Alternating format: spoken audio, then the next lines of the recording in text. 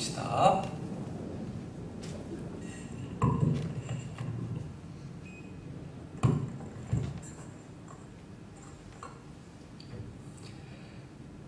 날마다 우리를 사랑하여 주시고 은혜의 길로 인도하시는 여호와 하나님, 아바 아버지라 부르며 그 크신 이름을 찬송합니다. 어제 이틀 동안 큰 태풍으로 인하여 마음을 졸이면서 지냈습니다. 예보보다는 큰 피해 없이 지나가게 하심을 감사합니다. 남쪽 일부 지역에서는 크고 작은 피해를 입고 이재민들이 많이 발생하였습니다. 피해 복구가 속히 이루어질 수 있도록 인도하여 주시옵시고 이재민들 위로함을 받을 수 있도록 인도하여 주시옵소서. 태풍이 지나자마자 하늘이 맑게 개이고 밝은 햇살의 비침을 보고 창조주 여호와 하나님을 다시금 생각하였습니다. 바람의 경중과 길을 정하시는 창조주 여호와 하나님, 남아있는 가을 태풍들도 그 길을 인도하셔서 추수기에 있는 우리나라와 이웃나라들이 피해를 입지 않도록 지켜주시옵소서. 매주 수요일마다 성경 공부를 통하여 성경을 새롭게 깊게 알게 하시고 깨닫게 하심을 감사합니다. 저희들이 배운 대로, 깨달은 대로, 결단한 대로, 아멘한 대로 순종하여 믿음으로 실천하는 귀한 성도의 삶을 살아가도록 날마다 인도하여 주시옵소서. 우리의 결혼 생활이, 믿음 생활이 주께서 각 사람에게 나눠주신 대로 하나님께서 각 사람을 부르신 그대로 행하여 걸어가게 하시고 우리의 마음이 갈라지며 흐트러짐 없이 주님을 섬기는 삶이 되도록 인도하여 주시옵소서. 우리가 마음으로 미워한 것들, 분노한 것들, 입술과 행동으로 잘못한 것들 이 시간 겸손히 회개하오니 예수님 피를 깨끗이 사하여 주시옵시고 이후에 우리 삶이 더욱더 거룩한 삶이 될 수 있도록 인도하여 주시옵소서. 담임 목사님 말씀 전하실 때 성령님 함께하여 주시옵시고 듣는 저희들 그 말씀을 깨달아 마음에 잘 받게 하여 주시옵소서. 우리 중에 아픈 성도들 위로하여 주시옵시고 병낫기를 간구하는 그 기도를 들으시고 모든 사람의 질병들을 깨끗이 사하여 주시옵시고 어려운 처지에 있는 성도들 마음을 시원케 하시고 형통한 길로 인도하여 주시옵소서. 이번 추석 명절 오고 가는 발길들 순적히 안전하게 인도하여 주시옵시고 부지 중에 우상 숭배하는 일이 없도록 하여 주시옵시고 믿지 않는 가족들, 친척들을 위해서 예수님의 복음을 전하는 귀한 시간이 되게 하여 주시옵소서. 감사함의 모든 말씀 구원주 그리스도 예수님의 이름으로 기도합니다. 아멘.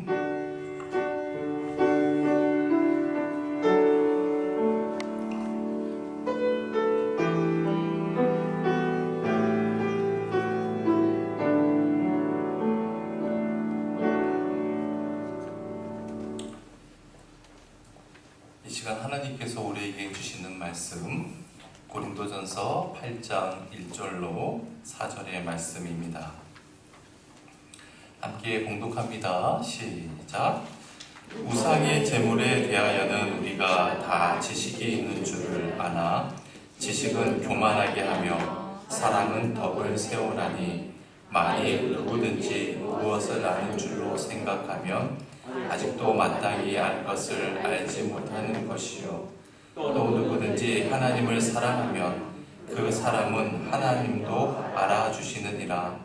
그러므로 우상의 제물을 먹는 일에 대하여는 우리가 우상은 세상에 아무것도 아니며 또한 하나님은 한 분밖에 없는 줄 아노라. 아멘.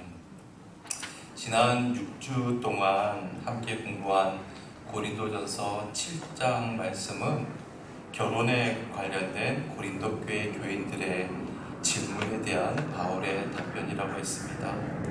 오늘 우리가 보고자 하는 고린도전서 8장은 우상의 제물을 먹는 문제와 관련한 고린도 교회 교인들의 질문에 대한 바울의 답변이라고 할 수 있습니다. 오늘부터 볼 8장 1절부터 무려 10장까지 3장에 걸쳐서 같은 주제가 계속 됩니다. 여러분 질문을 한번 드려보겠습니다. 우상에게 바쳐진 제물 그 음식 먹을 수 있습니까? 없습니까? 가령 고사 지낸 돼지머리 먹을 수 있어요? 없어요? 뭔가 아리까리하죠? 네. 이러한 여러 가지 신앙의 문제, 어려운 난제를 가리켜서 헬라어로 거기 적어놨죠? 아디아포라라고 합니다. 한번 따라서 해보세요. 아디아포라. 이 헬라어의 원뜻은요, 대수롭지 않은 일이라는 뜻을 갖고 있습니다.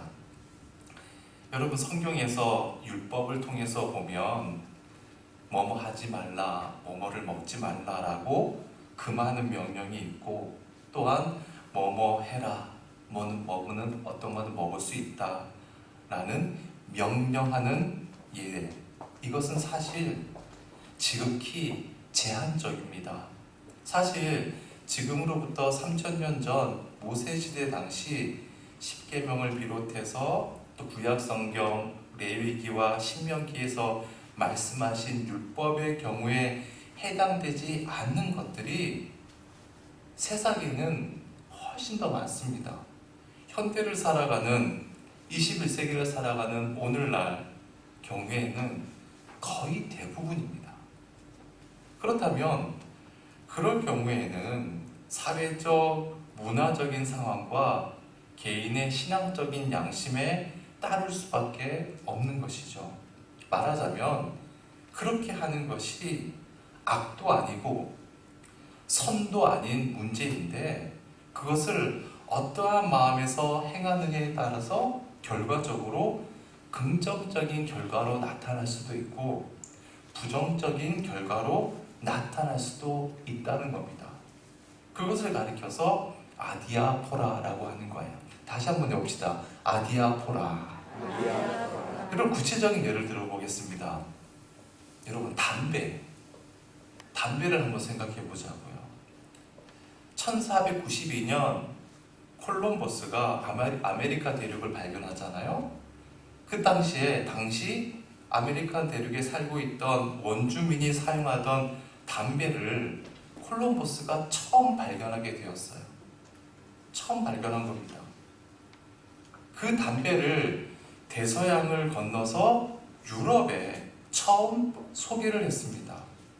그 전까지만 해도 유럽 사람들은요, 담배를 전혀 알지 못했습니다. 따라서 그 전까지 유럽에 살던 그리스도인들이 담배 때문에 고민할 일이 있어요? 없어요? 고민할 일이 없는 거예요. 쉽게 말하면 2000년 전 신약 성경을 쓸 때에는 담배라고 하는 것이 존재하지도 않았거든요. 그래서 성경에 담배를 피워도 좋다거나 피지 말라는 말이 있을 수가 없는 겁니다. 율법에 기록될 수가 없는 거죠. 자, 그러면 오늘을 살아가는 그리스도인들에게 있어서 담배 피워도 됩니까? 말아야 됩니까? 여러분, 지금도 유럽에 있는 교회는요, 담배 피는 것에 대해서 전혀 문제를 삼지 않습니다. 비단 카톨릭 신부뿐만 아니라 유럽에 있는 개신교 목사님들 가운데도요, 담배를 피는 분들이 굉장히 많습니다. 그분들은 담배로 인해서 조금 더 양심의 거리낌이 없어요. 그걸 죄라고 생각하지도 않습니다. 미국 교회도 마찬가지예요. 일부 극단적인 보수적인 교회는 빼놓고 거의 대부분이 담배에 대해서 큰 문제 삼지 않아요. 제가 미국에 있을 때 제가 섬기던 교회 그 교단 본부에 갈 일이 있어서 주차장에다가 차를 세워놓고 본부 그 건물에 들어가려고 하는데 밖에 담배 피는 부스가 이렇게 밖에 마련되어 있는데 그곳에서 한 3사람이 담배를 피우고 있는 겁니다. 근데 자세히 보니까 모두 교단 목사님들인 거예요. 거기에는 여성 한 분도 있고요. 모두가 아무 거리낌 없이 담배를 피는 겁니다. 그리고 저한테 인사를 건네는 거예요. 왜냐하면 서로 안면이 있으니까. 저는 그 광경이 적응이 안 되는 거예요. 너무 충격적이었어요. 우리 한국교회는 어떻습니까? 목사님은 물론이고 성도들도 담배를 피는 것이 신앙적인 정통 아닙니까? 참고로 우리나라의 처음 기독교가 소개될 당시에 19세기 말 이제 조선 후기 아닙니까? 당시 우리나라는 도덕적으로 윤리적으로 어떤 기준점이라는 것이 없을 정도로 무절제 속에서 타락해 있었습니다. 술 먹는 분위기, 남자나 여자나 가릴 것 없이 무절제 속에서 마셨습니다. 밤새는 것이 보통이었고요. 그래서 대낮에 고주망태가 되어서 발가벗은 채로 길 한가운데 대자로 뻗는 경우도 허다했습니다. 한 10살밖에 안 된 어린아이가 곤방대에 담배를 피우는 거예요. 밤새 노름하고요. 그리고 축적 한 남자가 결혼한 후에 한 여자와 사는 경우는 극히 드물었습니다. 대부분 첩을 들였어요. 조정에 있는 정치인들, 그런 사람들이 이 사회적인 문제를 바로잡지 못하는 거예요. 자신들이 더 심했거든요. 양반도 마찬가지였습니다. 그러니 조선이 망할 수밖에 없었죠. 결국 일본의 식민지가 되지 않았습니까? 여러분, 사실 우리 조상들, 우리 선조들 뭔가 고상하게 살았을 것 같죠? 실상은 그렇지 않습니다. 그래서 여러분, 우리 조상들이 저지른 죄에 대해서 우리가 기도할 수 있어야 돼요. 그런 유전적인 죄의 요소들이 우리에게 있을 수 있거든요. 그러니까 이 초창기 한국에 오셨던 선교사님들이 볼 때 한마디로 가관인 겁니다.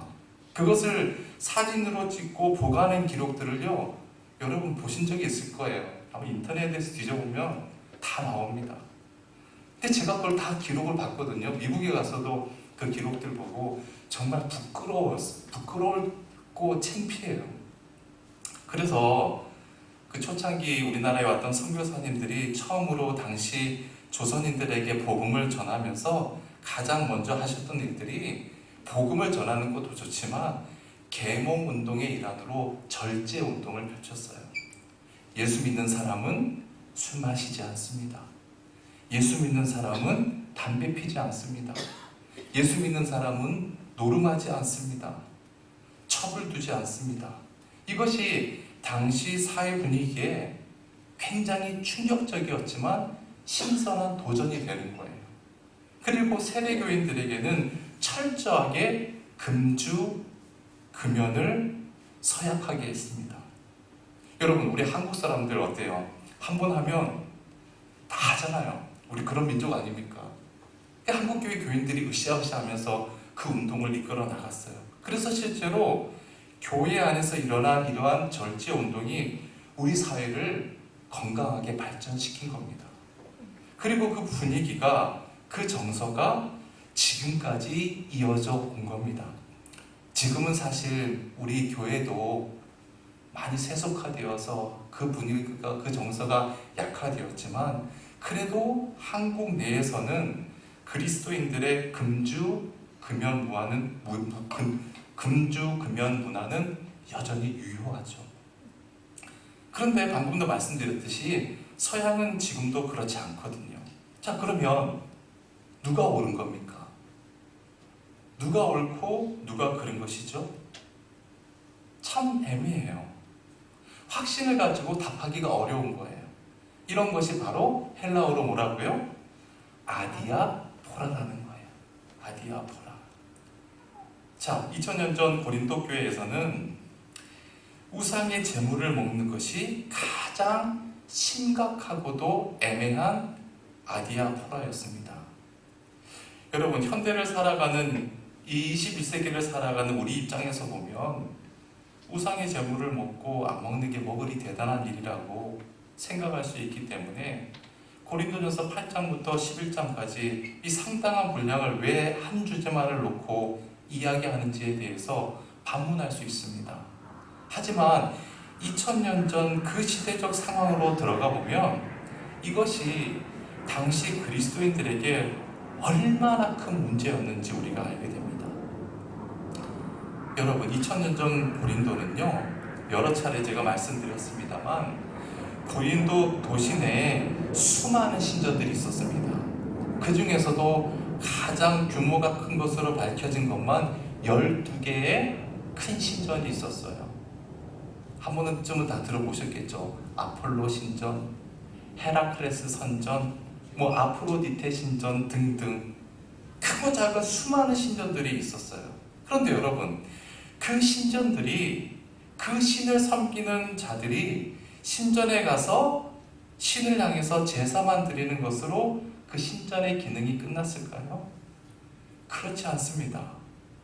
당시 이 헬라 문화권에서는 모든 관혼상제가 다 신전을 중심으로 이루어졌거든요. 가령 예를 들면 오늘날 그리스도인들이 결혼식을 예배당이나 예식장에서 하듯이 당시 헬라 사람들은 결혼식을 신전에서 했습니다.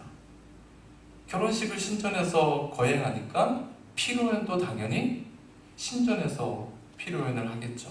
그러면 신전에서 피로연 음식이 나오는데 어떤 음식이 나올까요?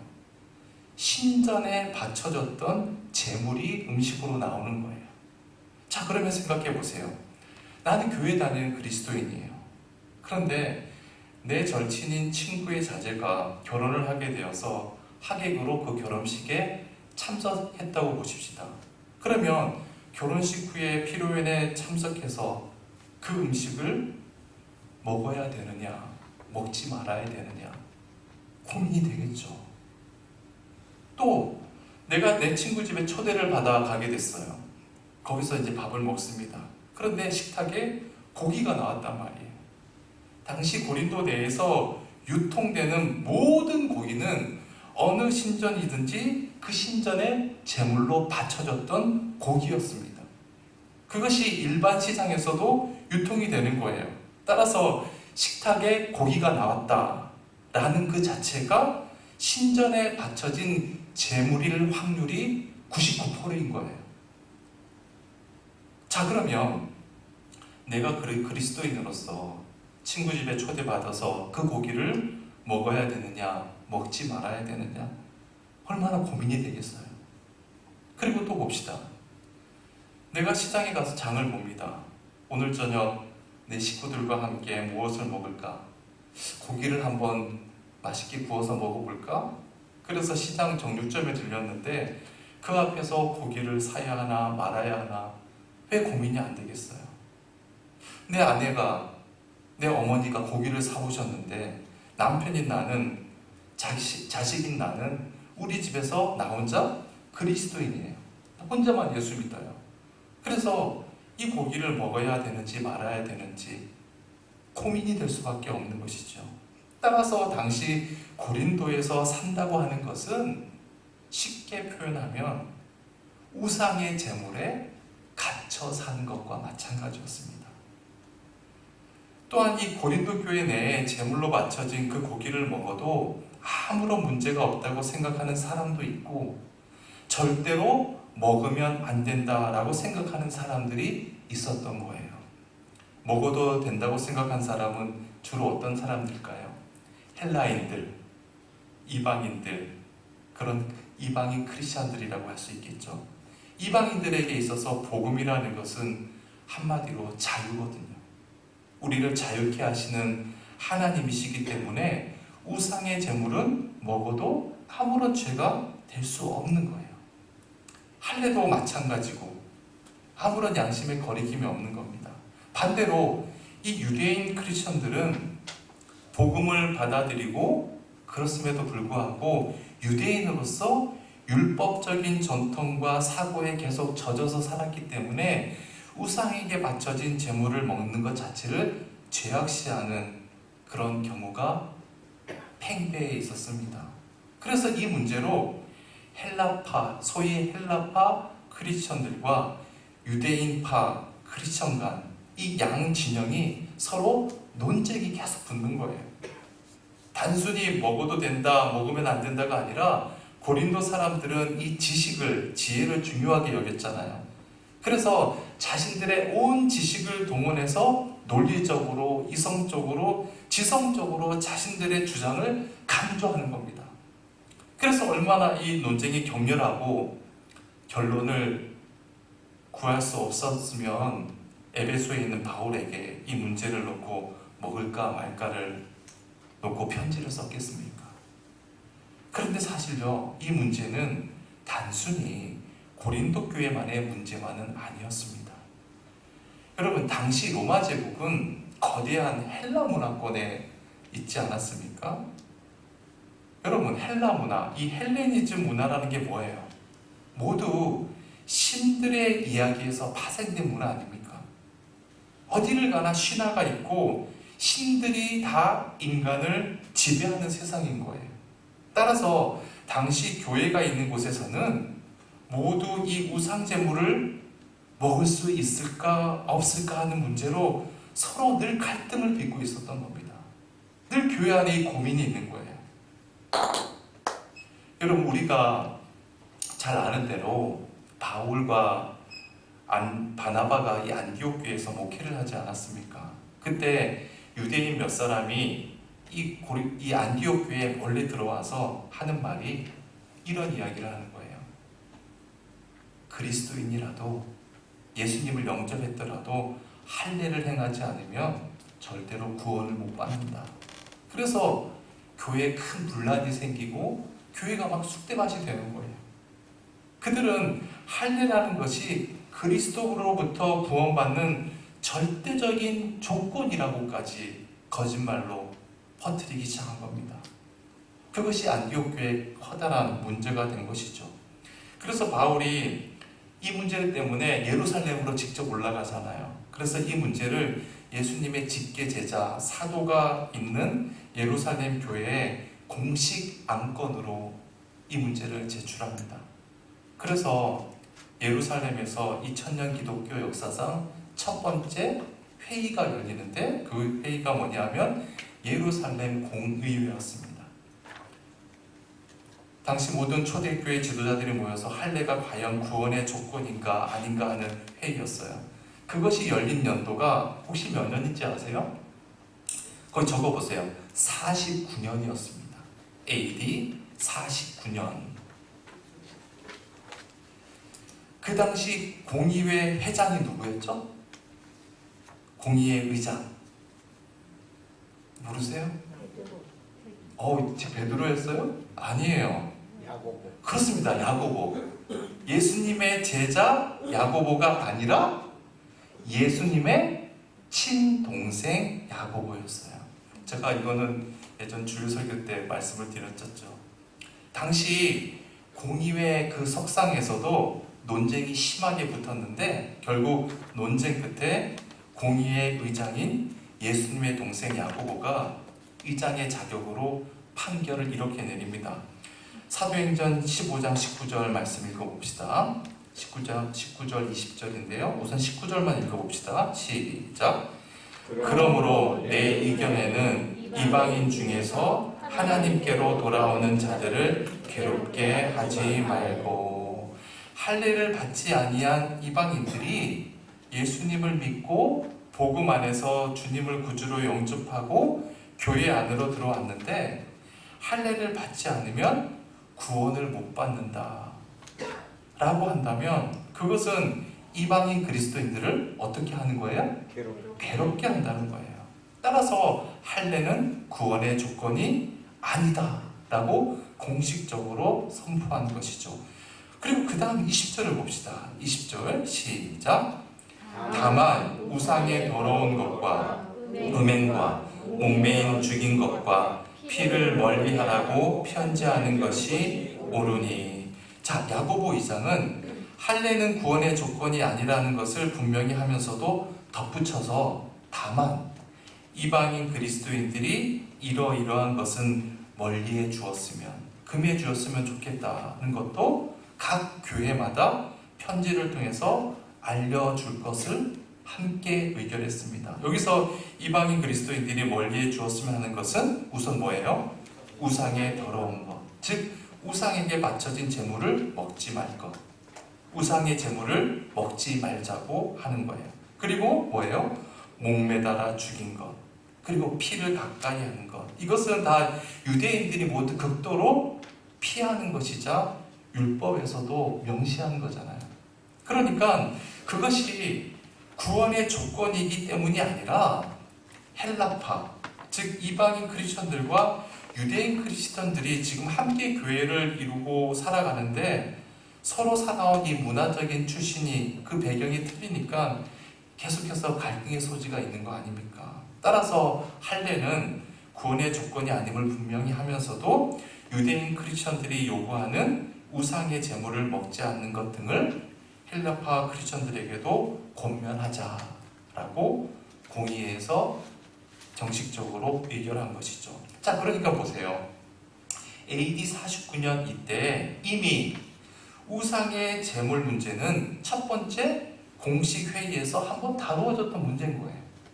자, 그런데 고린도 교회로부터 이 우상의 제물에 관한 질문을 제기하는 편지를 받은 바울이 벌써 AD 49년에 공의회에서 이렇게 결정된 것이기 때문에 너희들 우상에게 바쳐진 고기는 먹어서는 안 된다. 먹지 말라. 라고 이렇게 답변했을까요? 본문을 우리가 이제 함께 보겠지만 그렇게 이야기하지 않았습니다. 여러분, 근데 생각해 보세요. 바울 입장에서 그렇게 말할 만도 하잖아요. 왜냐하면 그 예루살렘 공의회 현장에 바울도 있었거든요. 할례 문제로 그 회의에 참석한 장본인 아닙니까?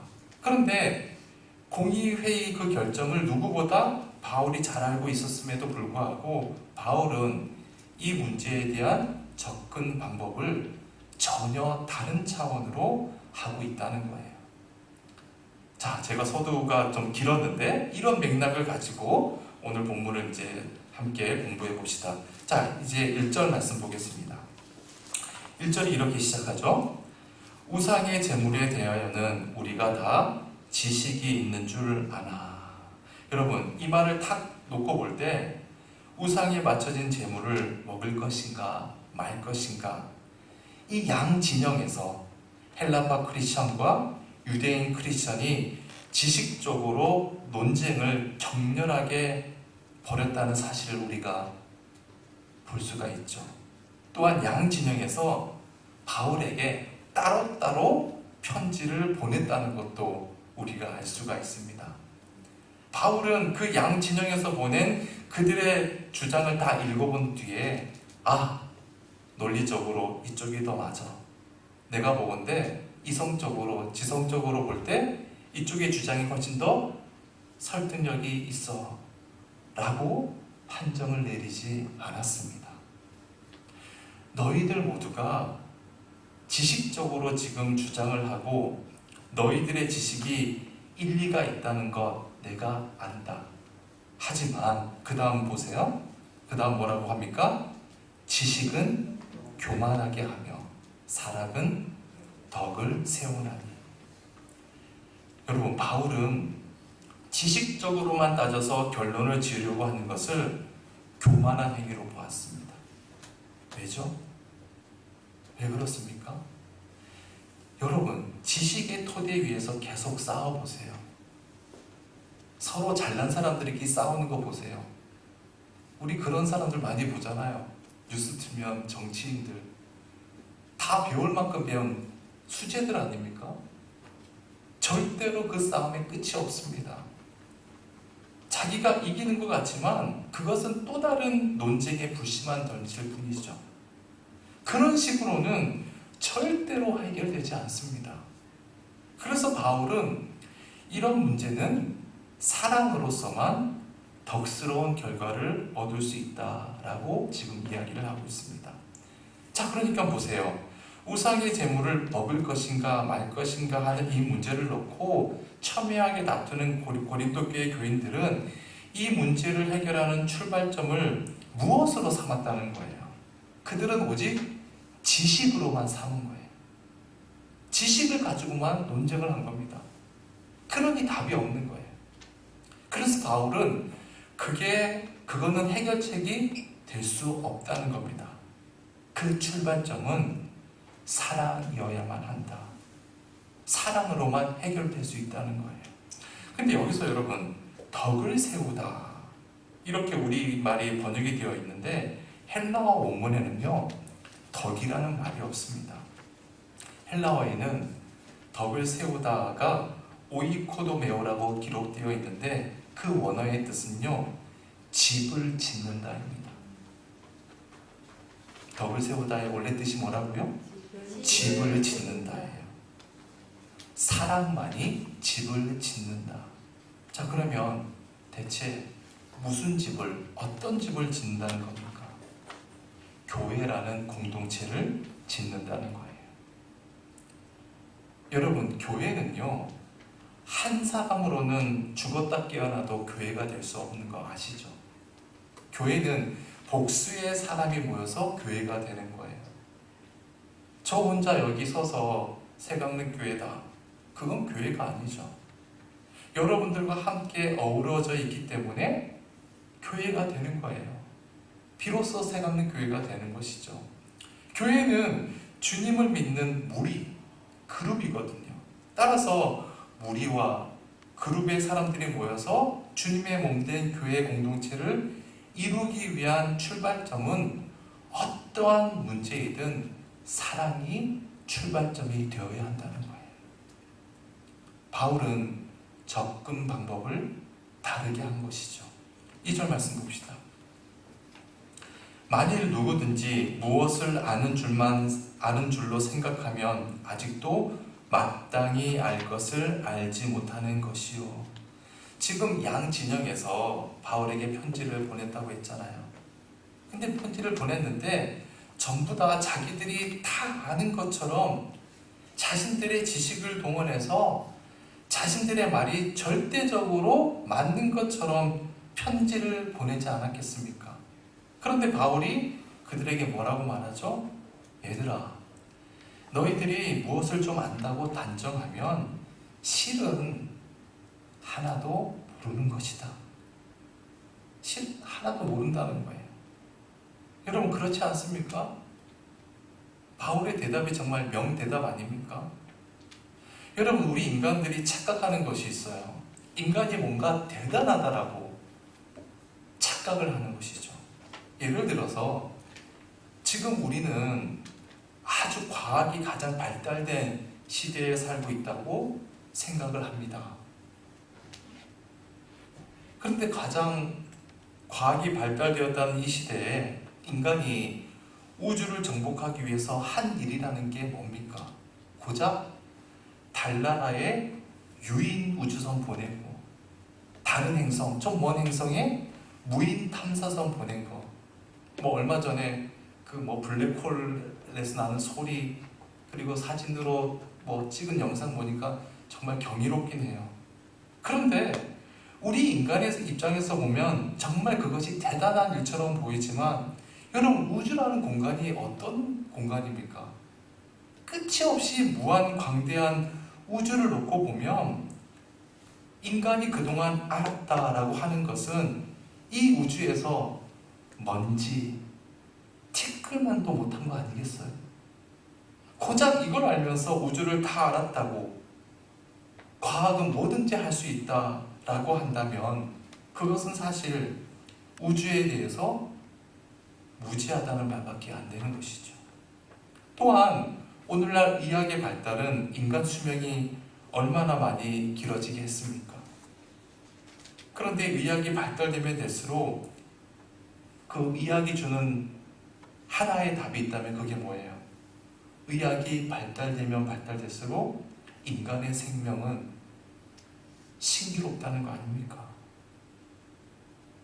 발달될수록 신비스러운 거예요. 그리고 생명의 그 신비가 우리 인간의 생각으로는 도저히 알 수가 없다는 것이죠. 여러분, 우리 몸에 지닌 신체 중에 코를 한번 생각해 보세요. 코에는 구멍이 2개가 있는데 이 구멍에 지름이 얼마나 정도 됩니까? 제가 아까 예배 시간 전에 자로 한번 재어봤는데 1cm가 좀 안 돼요. 근데 제가 미국에 있을 때 미국 사람들이 키도 크지만 코가 얼마나 큰지 몰라요. 한 1cm 이상은 되겠더라고요. 그 사실이 굉장히 놀랐습니다. 충격적이었고. 그런데 아무리 콧구멍이 크다 한들 10cm가 되겠습니까? 그렇지 않잖아요. 이 작은 코를 들여다보는 의학 박사들이 전 세계에 얼마나 많겠어요?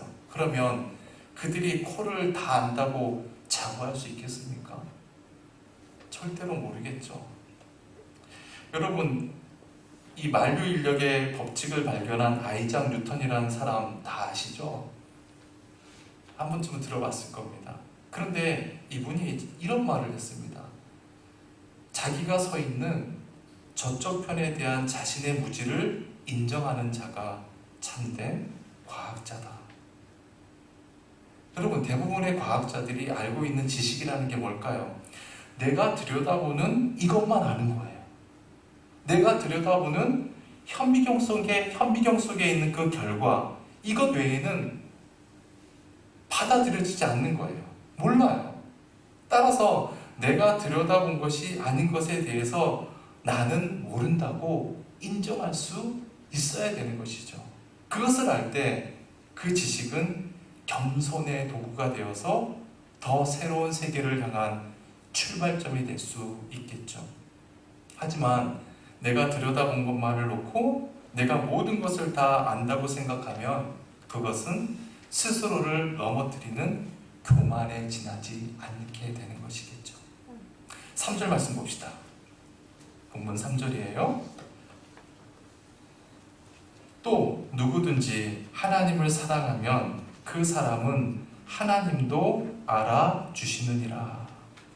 바울이 지금 우상제물 문제를 이야기하면서 그 출발점은 지식이 아니라 사랑이어야 된다라는 이야기를 하다가 하나님을 사랑하면 뜬금없이 하나님 사랑을 언급하고 있는 거예요. 대체 그 이유가 뭘까요? 내가 사람을 사랑한다고 할지라도 그 사랑의 원천이 하나님에 대한 사랑이 아니면 안 된다는 겁니다.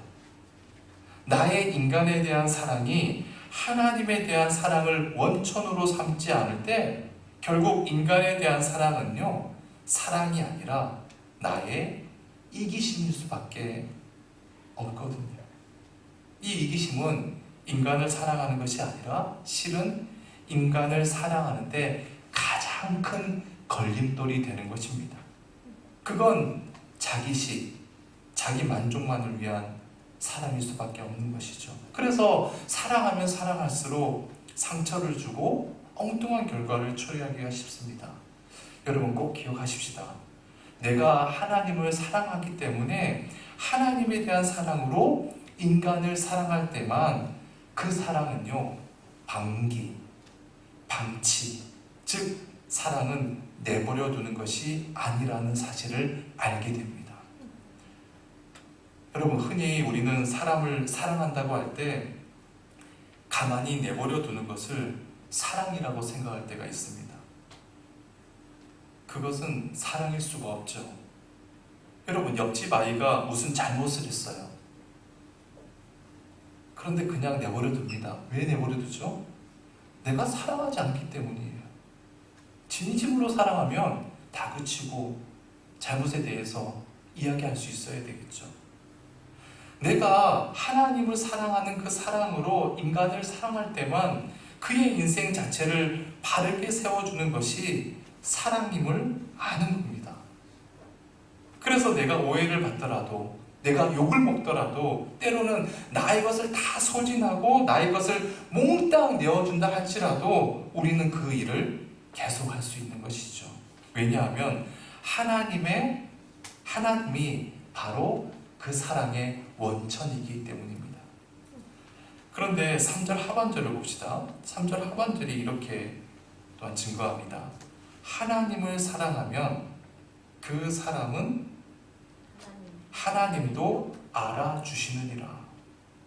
내가 정말 하나님을 사랑함으로 사람을 사랑할 때 하나님께서 그 사람을 알아주신다는 거예요.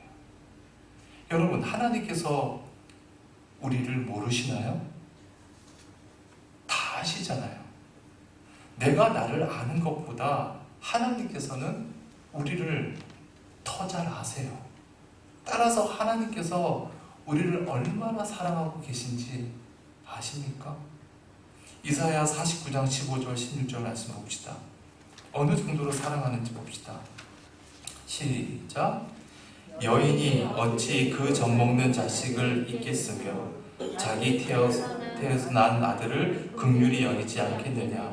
그들은 혹시 잊을지라도 나는 너를 잊지 아니할 것이라. 내가 너를 내 손바닥에 새겼고 너의 성벽이 항상 내 앞에 있나니. 여러분 보세요. 하나님께서 우리 인간을 얼마나 사랑하시면 우리 이름을 당신 손바닥에 쓰셨나요? 새겼다는 거예요. 쓰면 지워질 수 있잖아요. 그래서 우리 각자의 이름을 새겨 놓으셨다는 거예요. 하나님의 사랑은 그런 사랑인 거예요. 자, 그러면 본문 3절 하반절에서 하나님을 사랑하면 하나님께서 그 사람을 알아주신다라는 그 의미가 뭘까요? 내가 정말 하나님을 사랑하기 때문에 책임 있는 사랑을 행하는 자가 될 때 하나님께서 그 사람을 써주신다는 거예요. 그 사람을 하나님이 쓰세요. 여러분, 우리가 평생을 주님을 믿는다고 하면서도 주님으로부터 쓰임받지 못한다면 우리 인생이 무슨 보람이 있겠습니까? 내가 갈릴리의 어부처럼 볼품없는 사람이라 할지라도 하나님께서 나를 써주신다면 유한한 인생을 사는 우리의 인생에 있어서 그보다 더 보람된 일이 어디 있겠어요? 내가 하나님을 사랑하기 때문에 사람을 책임있게 사랑하는 자가 될 때 어떻게 하나님께서 그 사람을 당신의 도구로 쓰지 않겠어요? 그분이 곧 사랑이시고 그분이 곧 생명이신데. 마지막 4절 말씀입니다. 그러므로 우상의 제물을 먹는 일에 대하여는 우리가 우상은 세상에 아무것도 아니며, 우상의 제물을 먹을 것인가 안 먹을 것인가를 따지기 전에 우상은 세상에 어떤 것이라고요? 아무것도 아니라는 것. 우리가 다 알고 있는 사실 아니냐. 여기서 이 아무것도 아니라고 하는 것은 한마디로 뭐예요? 영어로 하면 nothing이에요. nothing. 우상이라는 건 존재하지 않는다는 거예요. nothing이에요. 여러분, 우상의 실체가 뭡니까? 시편 115편 4절로 8절 말씀 봅시다. 시편 115편을 기록한 시편 기자가 이 우상에 대해서 정말 명료하게 정의를 잘 내렸습니다. 4절로 8절 말씀 읽어봅시다. 시작. 그들의 우상들은 은과 금이요 사람이 손으로 만든 것이라. 입이 있어도 말하지 못하며, 눈이 있어도 보지 못하며, 귀가 있어도 듣지 못하며, 코가 있어도 냄새 맡지 못하며, 손이 있어도 만지지 못하며, 발이 있어도 걷지 못하며, 목구멍이 있어도 작은 소리조차 내지 못하느니라. 우상들을 만드는 자들과 그것을 의지하는 자들이 다 그와 같으리로다. 여러분, 아무리 우상이 화려하고 멋지게 보여도요, 그 우상은 모두 누가 만든 겁니까? 사람이 만든 거잖아요. 내가 이런 것을 만들면 나한테 이런 복을 주리라는, 이런 좋은 것을 줄 것이라는 인간의 그 욕망이 만들어낸 것 아닙니까? 그러니까 실제로 인간이 만든 우상은 아무것도 아니에요. nothing이에요. 그리고 그 우상을 믿는다는 것은 결국 그 우상을 만든 자기 자신을 믿는 것이죠. 그래서 4절 하반절에 이렇게 또 말씀하십니다. 또한 하나님은 한 분밖에 없는 줄 아노라. 따라서 이 세상에서 신이라고 우리가 경배할 수 있는 분은 하나님 한 분밖에 없다는 것이죠. 자, 말씀을 맺겠습니다.